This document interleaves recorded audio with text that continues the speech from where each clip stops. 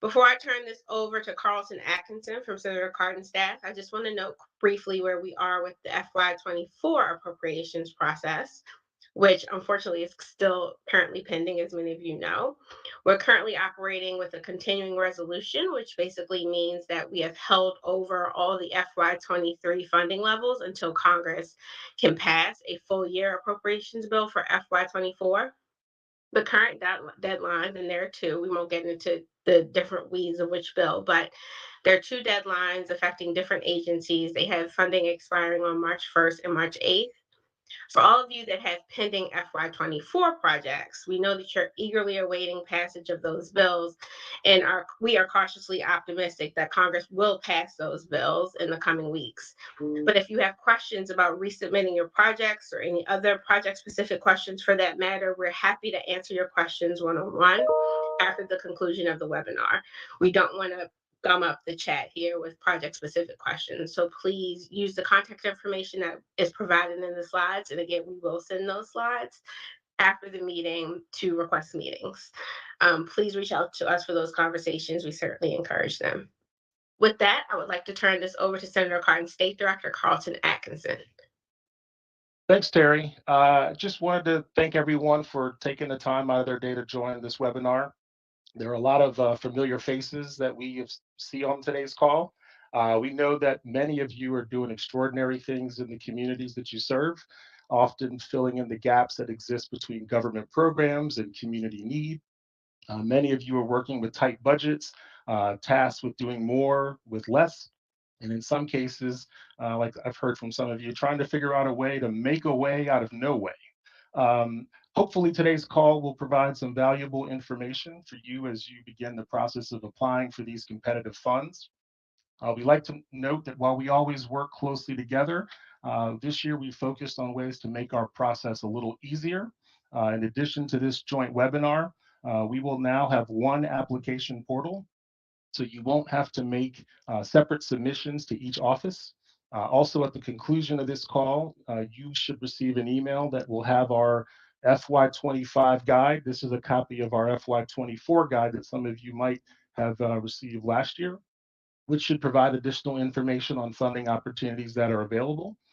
We also this year have regional field staff from both offices that are on this call. These folks are our boots on the ground, who I'm sure are familiar to many of you, but we also will provide you with their contact information later on in this presentation. They are available to meet should you wish to discuss your projects in more detail or have questions about the process. You're certainly not required to meet with them in order to have your project considered for funding, but we wanted to make sure we provided you with local contacts available near you in case you have questions.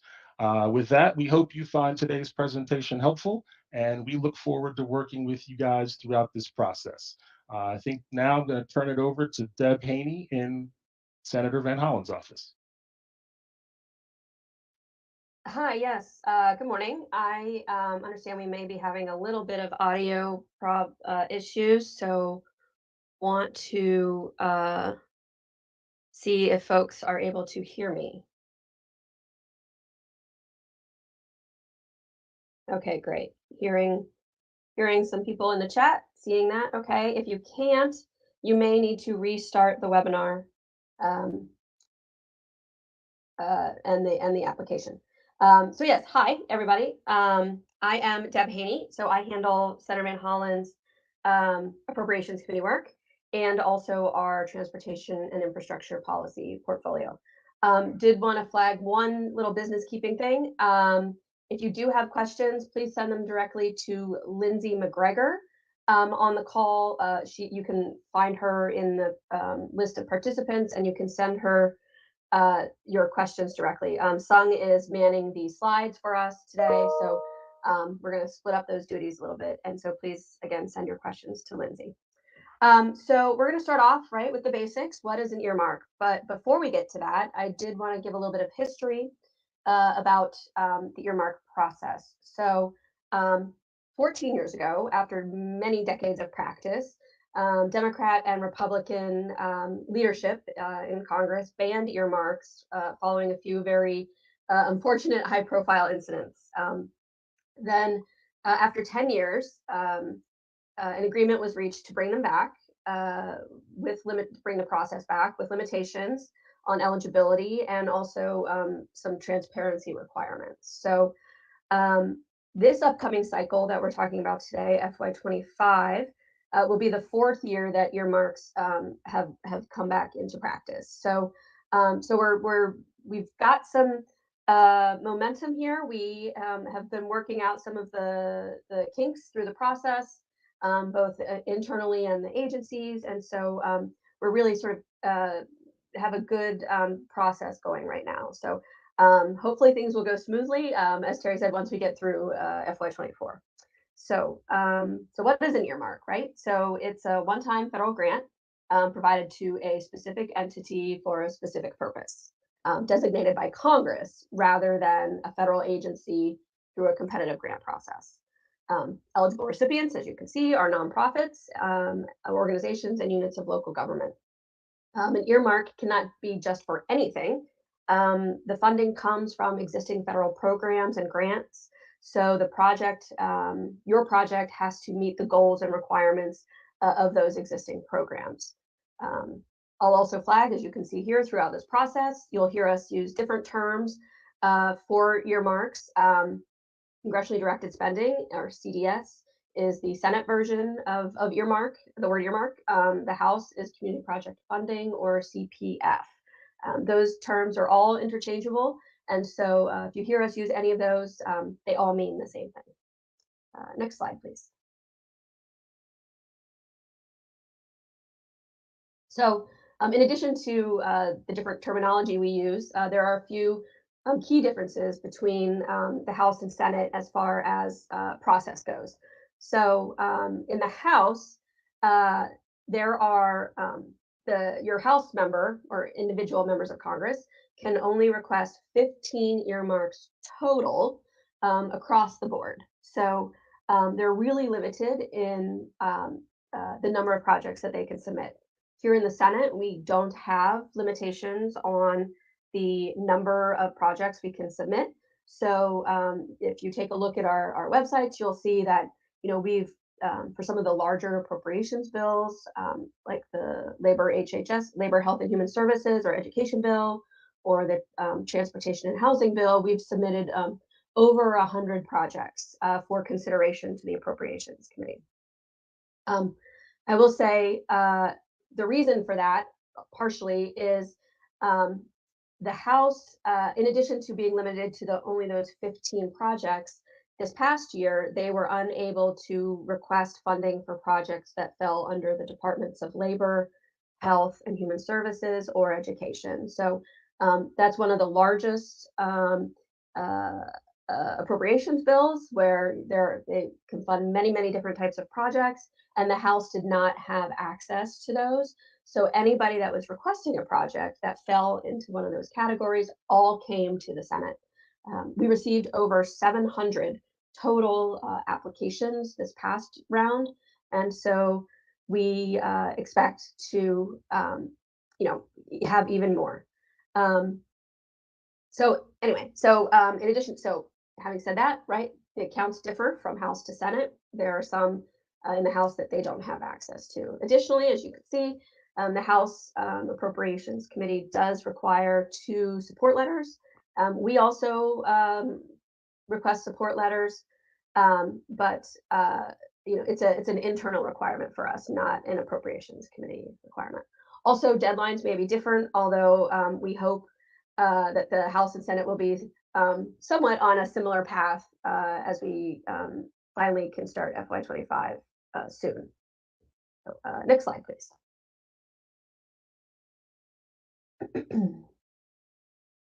So this is the typical timeline for earmark consideration. I say typical because this current year, FY24, as we know, is not on this regular path.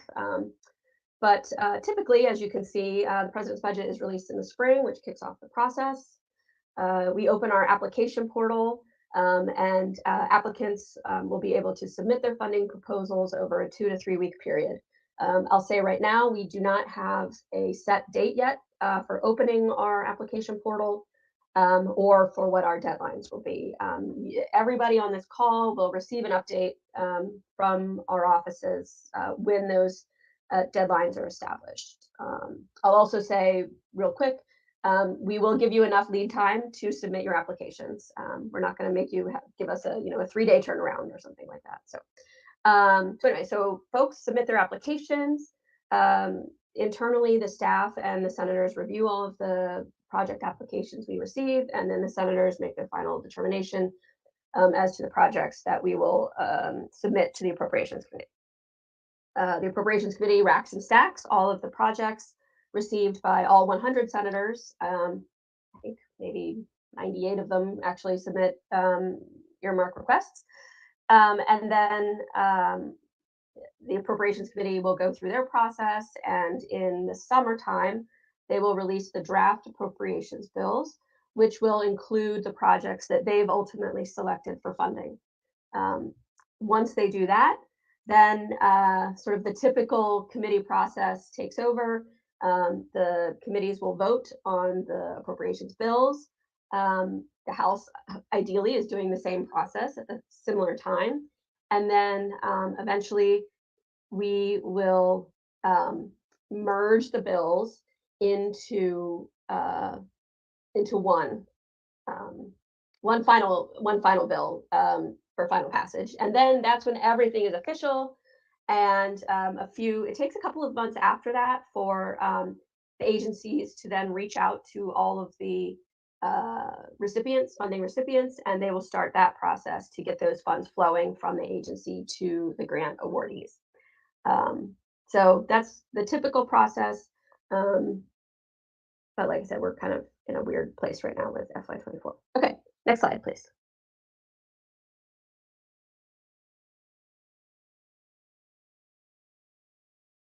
Okay. Hi, everyone. My name is June Zhu. I am the legislative assistant handling appropriations for Senator Cardin.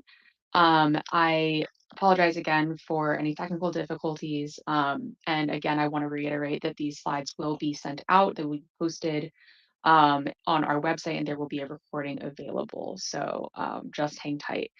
So really briefly, I'm going to walk you through the different categories that are available for earmarking. And we also refer to these as accounts. These are the specific funding sources within the federal government, within each agency where your funding will come from. Like Deb mentioned, each of these accounts has their own specific requirements.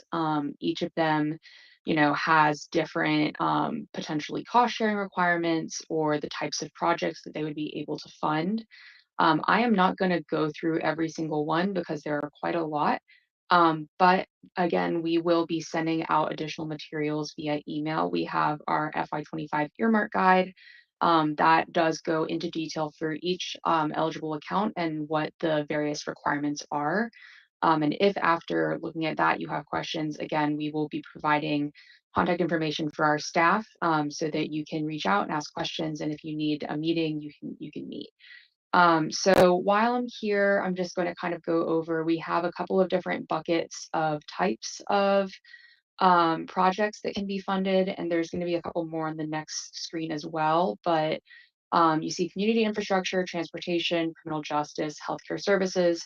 I also want to flag that in terms of construction projects, there are only a couple of accounts where you can fund a construction project. And because of that, they tend to be very competitive. That's not to discourage you from applying if that is the project that you have and that's the need that you have. But just for your awareness, right? So there's 3 accounts that I'm going to mention. The first one under community infrastructure is the HUD Economic Development Initiatives. This is kind of what it sounds like. It's a pretty broad category that can encompass all kinds of projects related to economic development, specifically targeting low and mid-income areas. And so this is a particularly popular account because it is broad and because it does allow construction. Again, that's not to discourage you from applying, but for your awareness, this is one of our most popular accounts that we receive applications from. Next is USDA Rural Development Community Facilities. This is in some ways kind of similar to EDI, but it is, again, specifically for rural development. This can be things like a library or a town hall or, other non-construction items as well, programmatic funding. So again, all that, the specifics of the guidance will be provided. And then the third option for construction funding is under healthcare services and facilities. It's the Health Resources and Services Administration. We call it HRSA. Health facilities, construction, and equipment. And that is exactly what it sounds like. It's for funding the construction and equipment upgrades for various health facilities. Again, I want to flag these only for your awareness. And I do want to reiterate that the project that you have, whatever category it fits in, that is where you should apply. But in case, you're thinking about a couple different options, this is just for your awareness. And let's go to the next slide as well.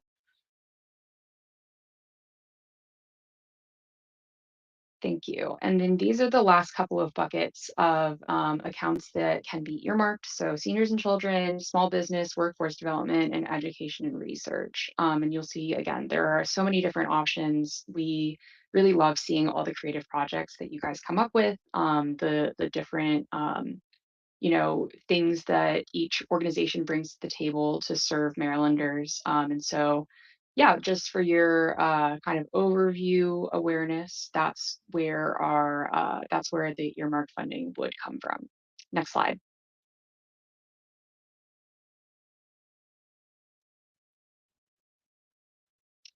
Okay. So as far as previous years, like Deb said, we've only been doing this for about 4 years. This will be the 4th year that we will be doing earmarks since they were brought back under the new rules with increased transparency and reporting requirements. So everything from FY22, FY22 and 23, both of them have been, completed. The appropriations bills have passed, and that funding is either already out the door or on its way out the door. Those two lists, when you receive the slides for this presentation, they will be linked for each of those charts to the websites. So Senator Cardin and Senator Van Hollen's websites each list the projects that ended up being funded successfully in 22 and 23. And so I point this out as a resource for you to take a look at the kinds of projects that have been successful in the past, to get some ideas maybe for things that you might want to submit. And also FY 2024, as others have mentioned, we are still technically in the process of this.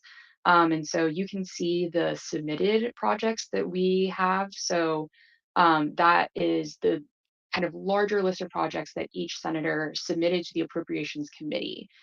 FY22 and 23, you'll see the smaller list that comes from that broader pool of what the Appropriations Committee selected to ultimately be funded. And, if and when, fingers crossed, that FY 2024 does get finished and that funding does go out, we will also include those lists on the website as well. Next slide.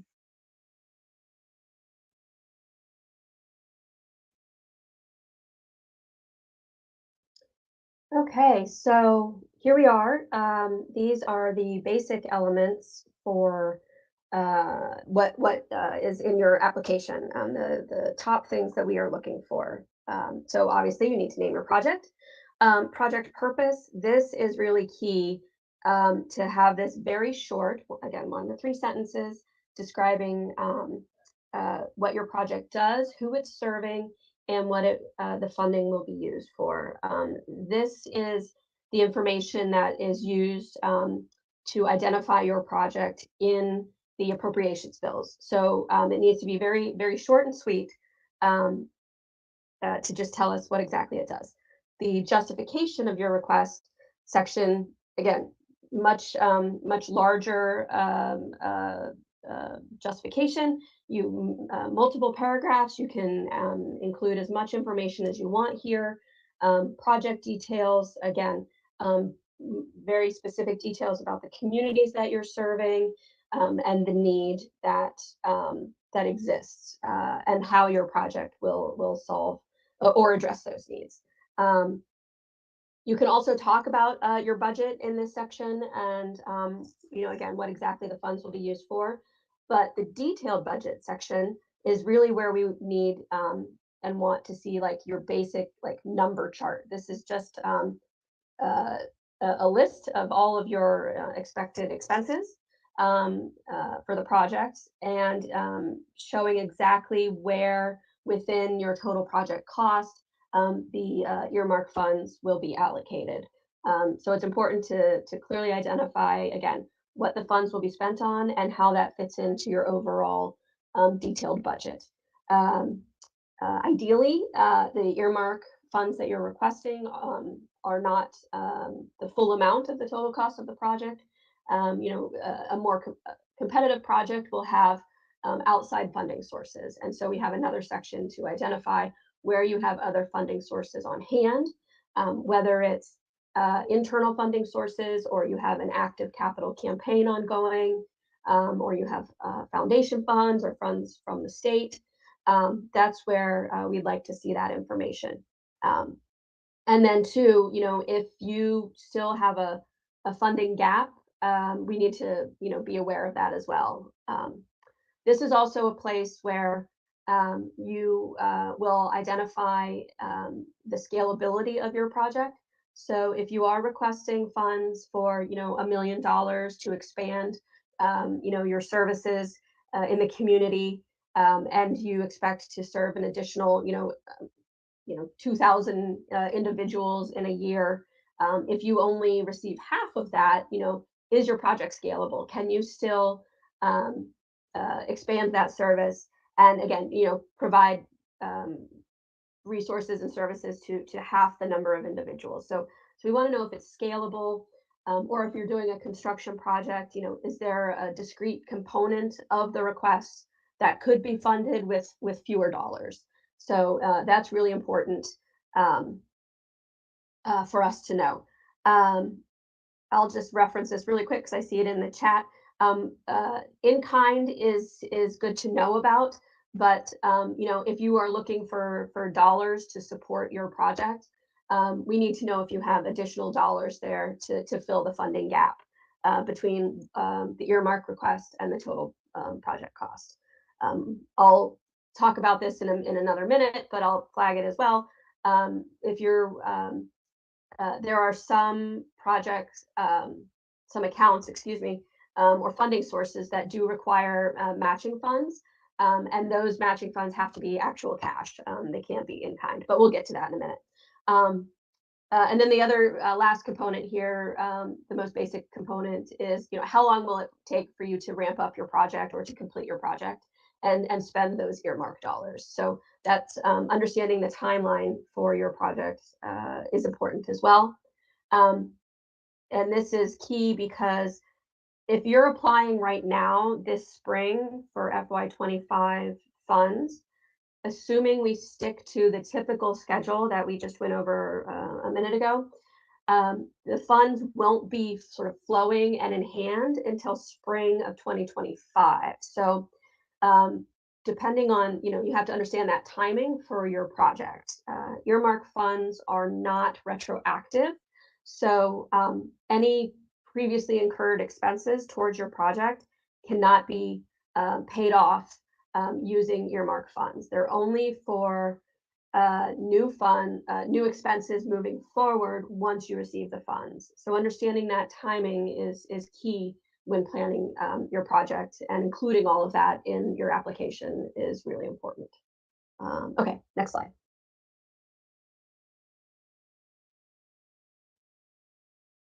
So I just mentioned a few things already that make for a strong application. Again, including information about scalability and your timing. One of the sort of on the bigger picture of things, reaching out to both our offices, which you're doing by being here right now. Also, if you have questions or want to provide some additional information, always contacting us. We also highly recommend applying with your House member's office as well. They do also request congressionally directed spending.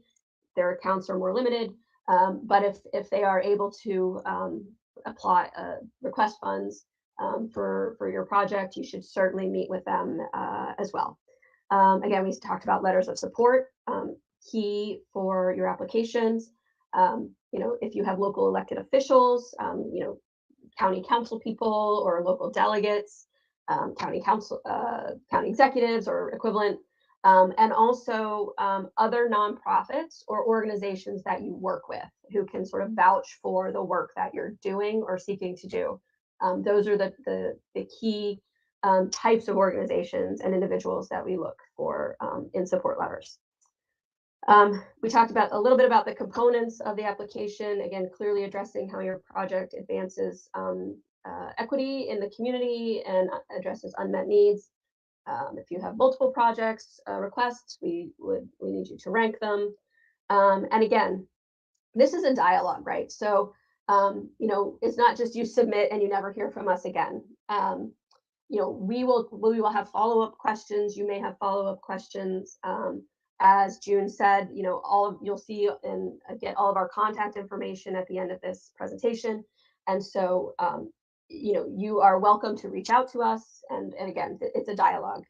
So we will continue to communicate through the process. And if there are changes to your application after you submit, or anything that needs to be tweaked or whatever, the earlier you can get us flag things for us and talk to us about these changes, the better. So again, let's just keep the conversation going throughout the process. And one final point on this slide, I just want to make to include in your narrative, in your project justification. If you're requesting funds to expand services, that means salaries and hiring people. And so we need to know how you plan to sustain that level of service beyond the length of the earmark, once the earmark funds run out. We don't want to be ramping up service and then, when the funds run out, you have to, fire people or pull back. So we need to understand how you plan on being self-sustaining once the earmark funds run out. Yeah, let's do next slide.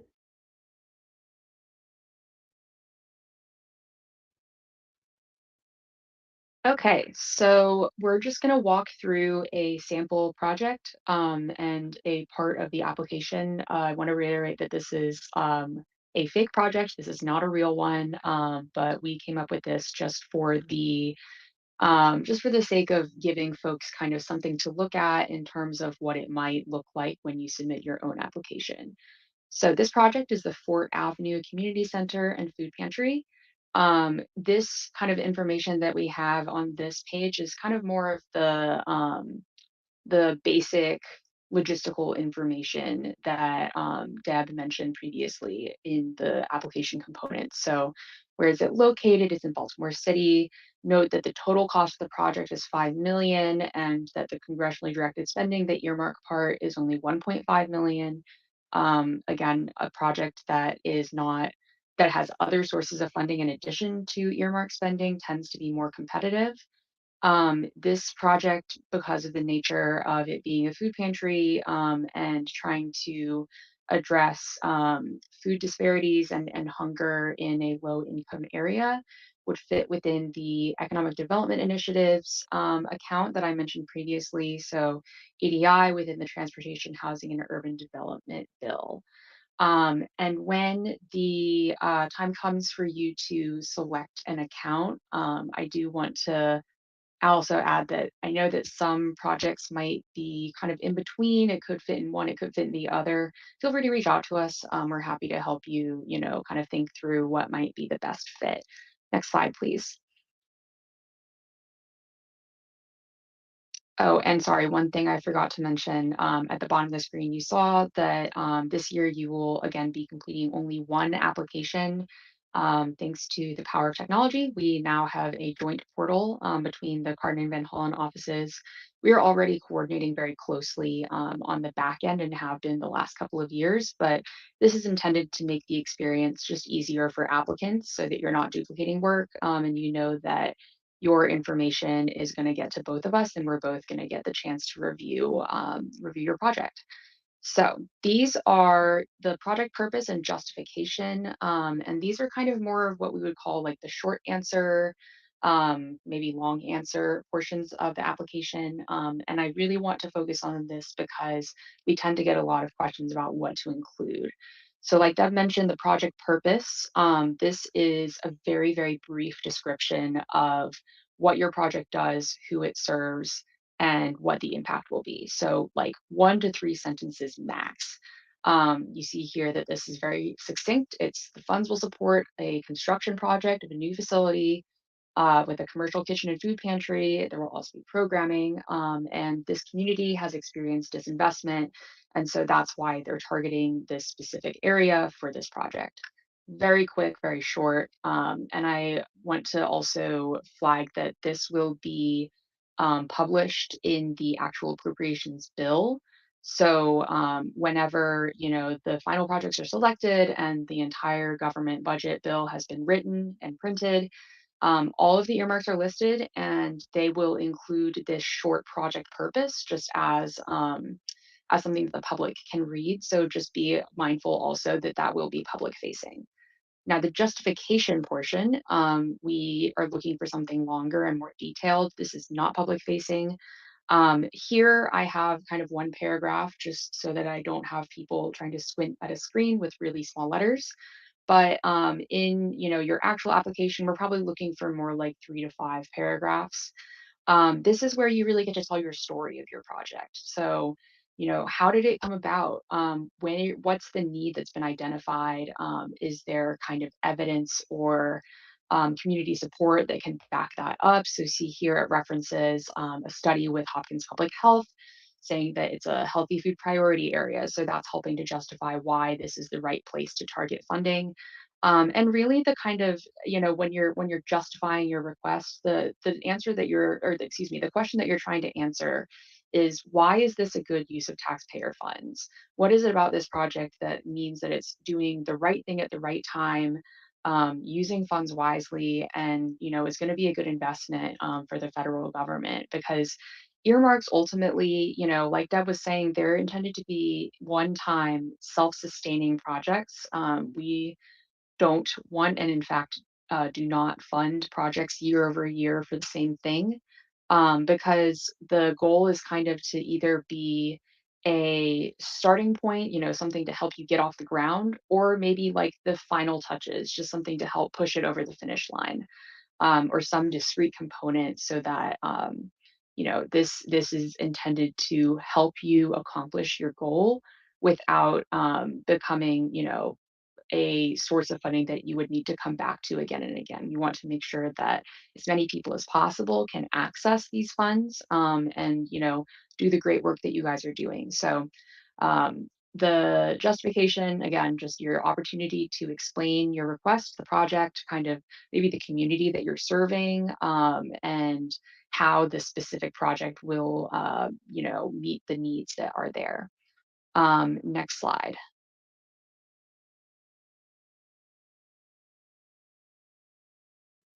So a couple of times throughout this presentation, we have mentioned that we'll be giving you contact information. Here it is. And don't freak out because again, we will send this to you. You will get it in written copy. You don't need to write it all down now. But this is the Cardin staffs by location. You'll see that it's kind of divided up into the various regions of Maryland. And if you want to go to the next slide, we also have the Van Hollen staff contacts.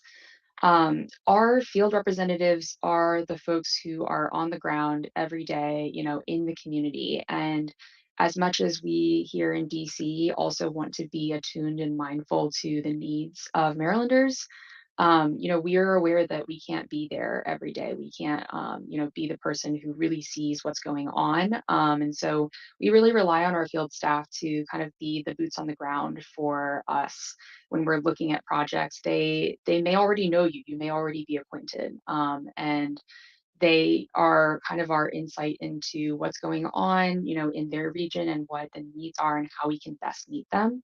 So as you see, the Van Hollen staff is also separated by regions. They're more or less the same divided out. And so when you are going to submit an application or you have questions, you want to kind of get some feedback, whatever it may be, if you want to reach out to our offices, we ask that you reach out to the field staff for both senators. So, in Baltimore City, for example, we have Ilana here in the Van Hollen office, and then Jerome is our representative in the Cardin office. And so we would love if you could email them both at the same time. It may be that they can, make the schedules work and kill two birds with one stone and have one joint meeting, and that's fantastic. If not, they will figure out the schedules again on the backside. But we want to make sure that everybody's looped in, minimizing the amount of kind of back and forth between our offices, because again, we're all going to be coming together on this at the end.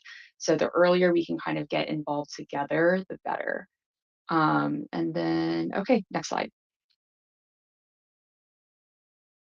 The long-awaited question portion has arrived. Thank you to those who held your questions until the end. I want to, again, for the many, many times say, this will be available to you. You will have access to the slides as well as the audio recording of the presentation. It will be on both of our websites. So that's cardin.senate.gov and vanhollen.senate.gov.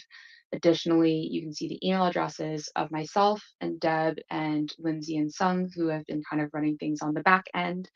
And you can also absolutely feel free to reach out to us with questions as well, as our field staff. So I know that there are a bunch of questions that have come in. So I'm going to take a step back and let Lindsay kind of sort through what has come in, and we'll try to address some of those questions.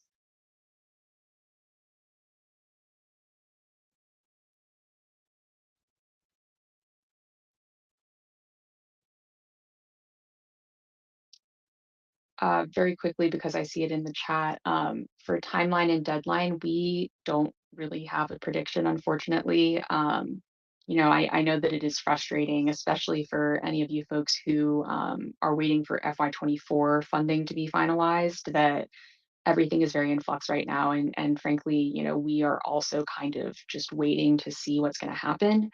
But we only have like 6 or 7 months left in the fiscal year. So by by the end of September of 2024, we will either be in a continuing resolution until the end of that year, which the fiscal year ends in September, or we will have passed a full budget, including earmarks. So that is kind of the best that I can offer in terms of timing. But again, we will be communicating that as soon as we have that information. We'll be blasting you with more emails than you ever wish to have.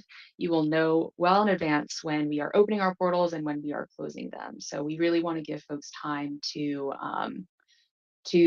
put together the best application that they can. And in the meantime, I do recommend that you kind of start putting it together in terms of what the elements are of the application. You might know what your project wants to be. So just try to start kind of compiling that information, and that way when the portal opens, you will be ready. Okay. There are a few that have just popped up in the chat, so I'm just going to go through a couple of these also real quick. So we're not regarding if you have an FY24 earmark request, should you resubmit for 25? At this point, we're going to say not right now. If you have a new project, something different that you're looking to fund, please work on that for now. If we need to, if we end up doing a continuing resolution for 24, we will notify all those current pending projects on the process for FY25. Right now, we're just sort of in a holding pattern on those. So I'd say hold off on doing that for now. Our offices are working together. So for us, we have one online portal for both Senate offices. So one application for both of our offices. If you also apply to your House member, you will have to do their separate form.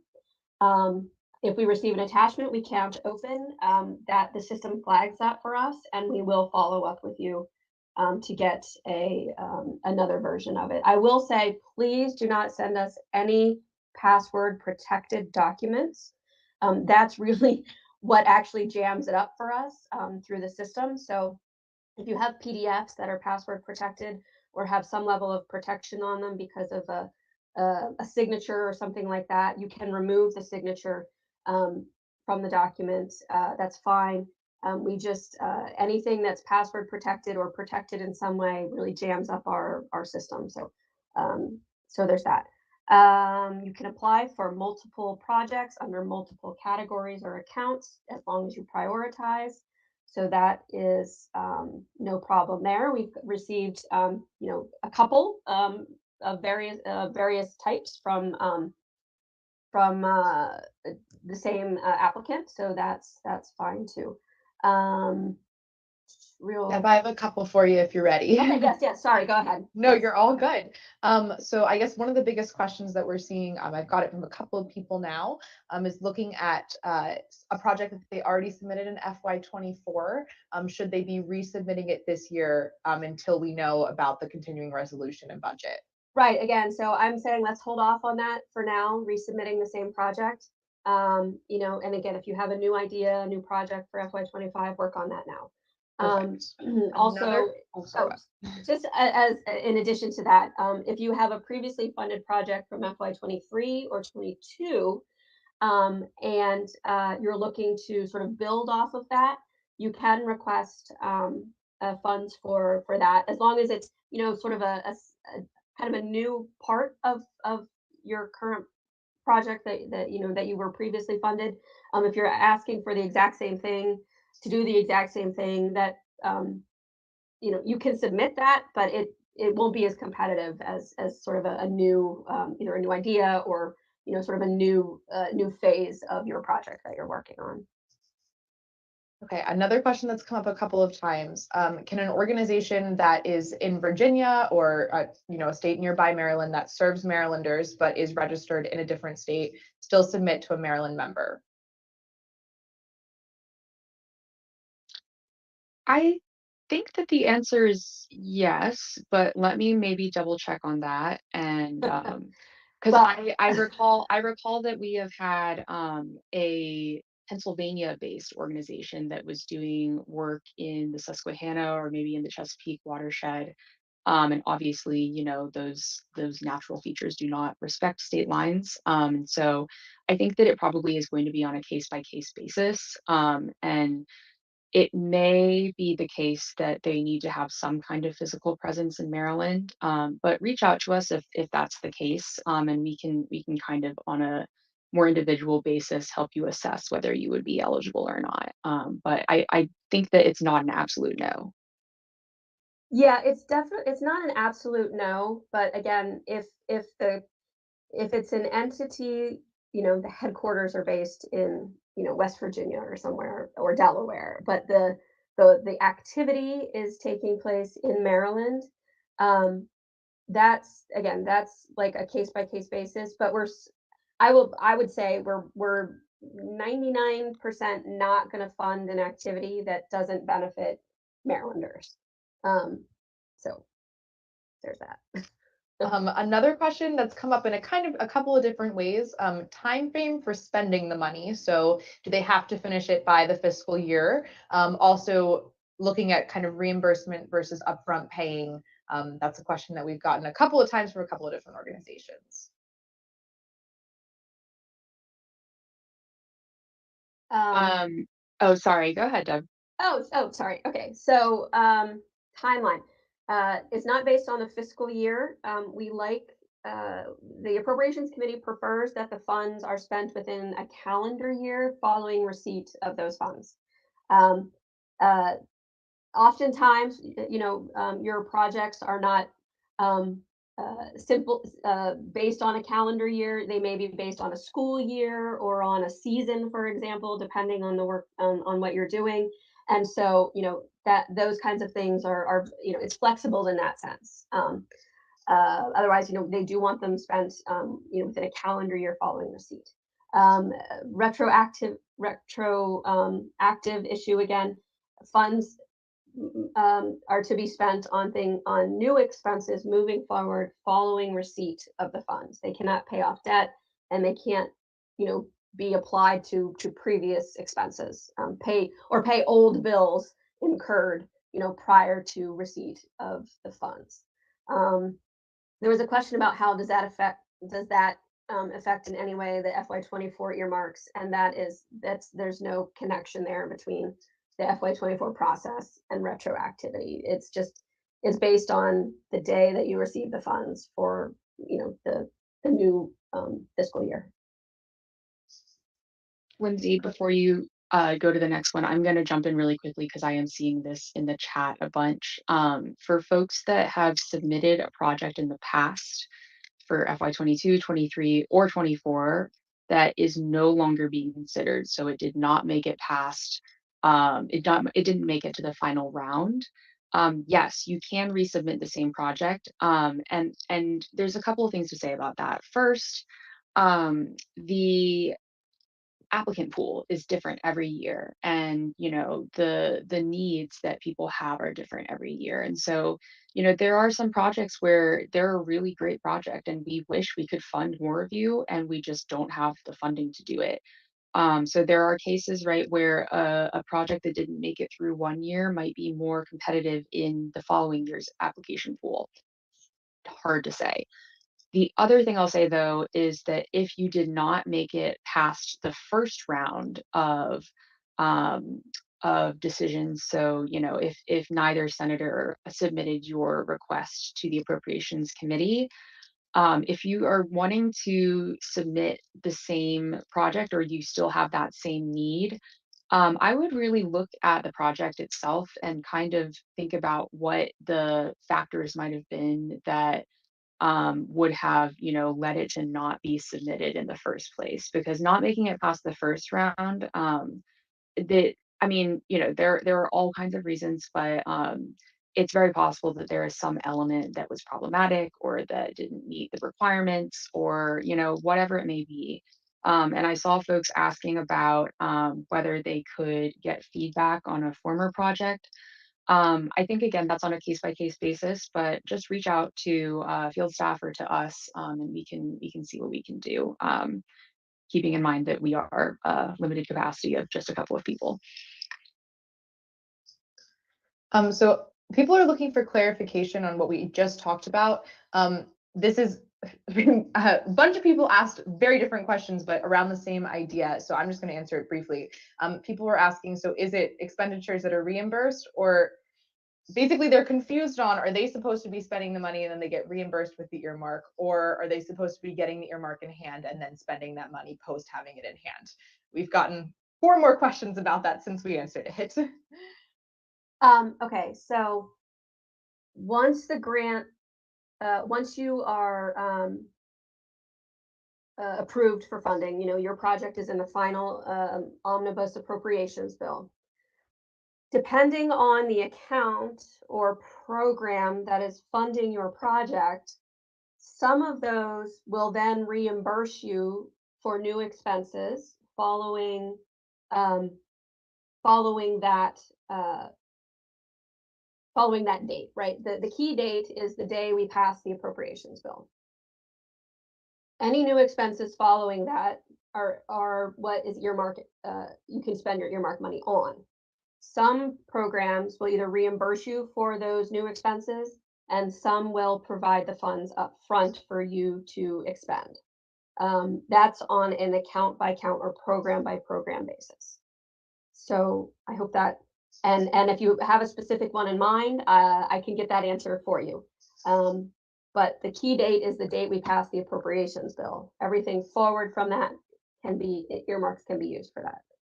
Thank you, Deb. That was super helpful. Okay, good. No, I think that answers a lot of their questions. Yeah, okay. Another one is, is there an ideal percentage of earmark funding that they should already have? So like what percentage of funding should they have on hand for a project that they're asking for funding on?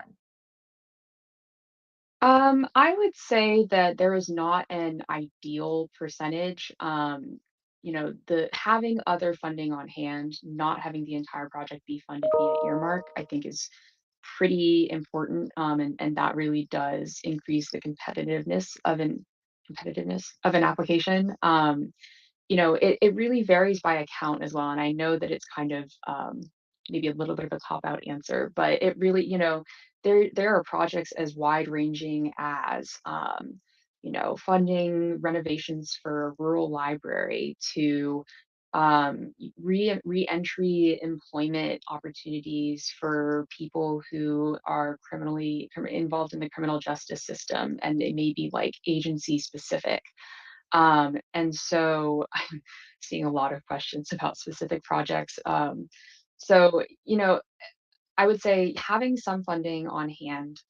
You don't have to have everything on hand at the time that you're applying. We've had projects where, we have some funding from the local government. We are asking for this earmark funding. We also have a little bit of private funding, but we're waiting on a state bond.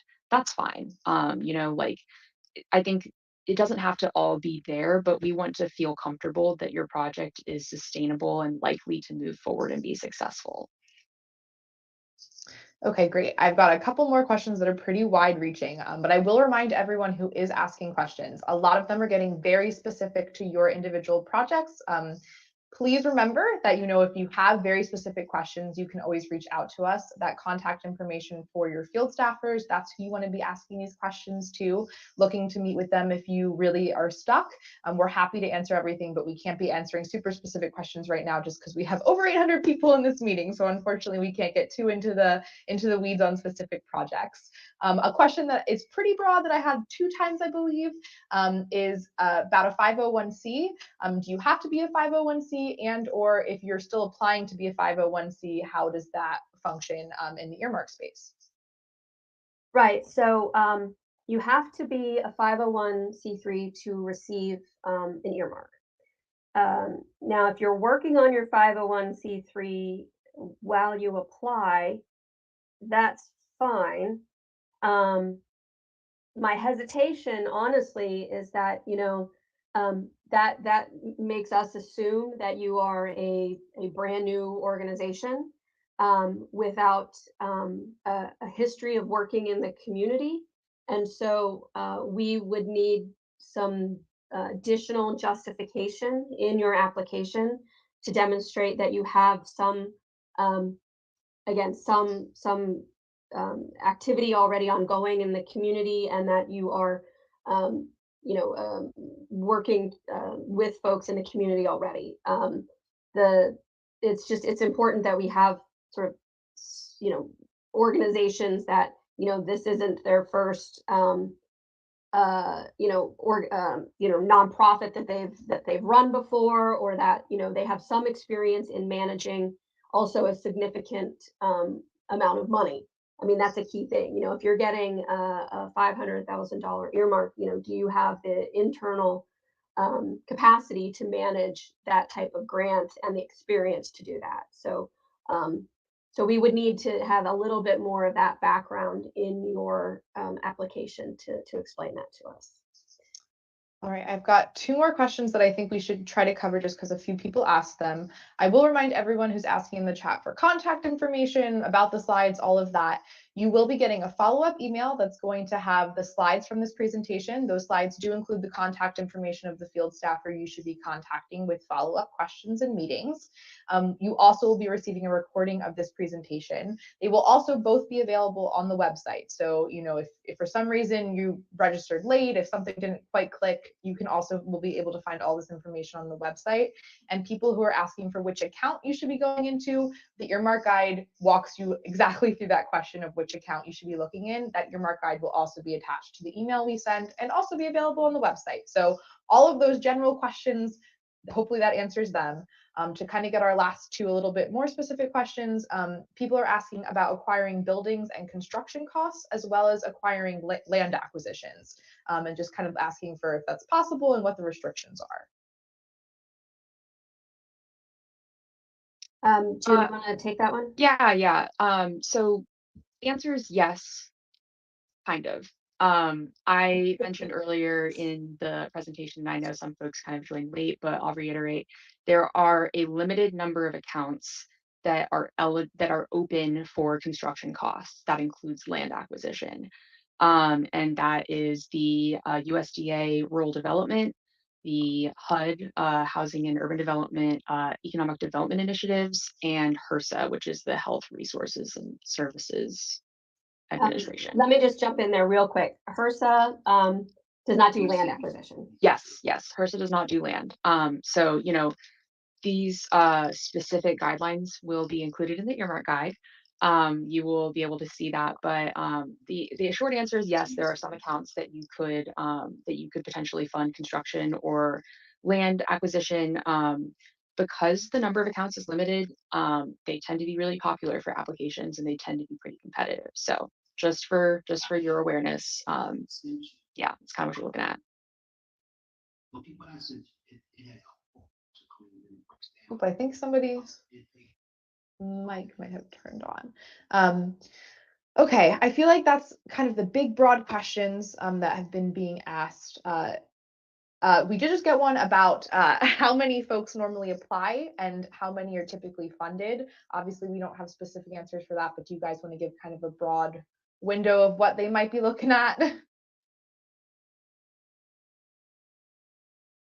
So I have a few stats from last year that I can try to share off the top of my head. So last year, last year was the third year that we've had earmarks. Every year from 22, FY23, FY24, the number of applications has been increasing as more people have become aware of the process. FY24, Senator Van Hollen's office received over 700 applications for projects, for funding. The majority of those fell into the Labor, Health and Human Services and Education bill, again, because the House couldn't request those, and then also the Transportation and Housing bill. Each of those, we received over 100 applications for each of those appropriations bills. So within that total 700 and change, I believe we submitted about 400 to the Appropriations Committee for funding, again, because we don't have limitations. And then of those 400-ish that were submitted, I think it was probably about 100 maybe that got funded. A little over 100 in the final omnibus appropriations bill. So that includes, though, projects that we may have submitted that were not included in the Senate bill, but were included in the House bill. One of the things that we did mention very briefly is that, we merged the earmarks at the end of the process. So we take all the Senate ones and all the House ones and merge them. So your project does not have to be in both bills, in the House and the Senate bill. It's actually better if it's only in one, because that for lack of a better term, frees up an extra spot for another project to get funded. So, and I'm happy to go into that in a little more detail if you have follow-up questions. You're welcome to email me. But I don't know, I kind of got off on a tangent there, but yes. So so a little, about a little over 100, 115, maybe 120 total. And I just saw a question in the chat. So I know we've said it a couple of times, but if your project is in the FY24 appropriations bills right now, it is not a guarantee that you will get funded. We need to pass a final FY24 appropriations bill. We are flagging for folks to just hold off on resubmitting your FY24 projects until we know how FY24 is going to play out. If you have FY25 new ideas for FY25, please submit those. And once we know how FY24 is going to play out, we will notify all of those folks that are currently pending funding on what the process will be moving forward. So that's let's end on that. Yes. Actually, are I'm sorry. number I'm so one. sorry, Deb. Can I do one more? Oh, yes, go Um, ahead, sorry. Very briefly, because I've seen a couple of questions related to the House offices. I believe Deb mentioned this earlier in the presentation, but you should submit to your Senate offices and your House offices. We highly encourage that. Within, not only within the Senate, but also across with the House delegation, we all work together to try to get as many people funded as possible. It may be that, one House member is just super passionate about this one project. They really want to take it. Or that one of us is really passionate. We want to take it. But within, internally, we will work that out. But in order for you to have the best shot at being funded, please submit to all of us, all three. So your member of Congress, as well as your 2 senators. Yeah. And the 2 senators, the same application. So it's just two things, your House member and then us together. I think you're right, guys. I think that's a great place to end. Please, everyone, I know there's a lot of questions. I know there's a lot going on. You've got a lot of information thrown at you. Please just remember, you will be getting access to this recording of this webinar, the slides, as well as the Earmark guide, all in an email, and they will all also be available on both senators' websites. And all of that information, all the questions you still have that you want answered, all the emails will be in those slides. So please don't worry, you will still have access to us. We don't disappear after today. You will have access to all of this information and to us. This is just the start of our process. Right. All right. Thanks, everybody. Thanks for being here. Thank you.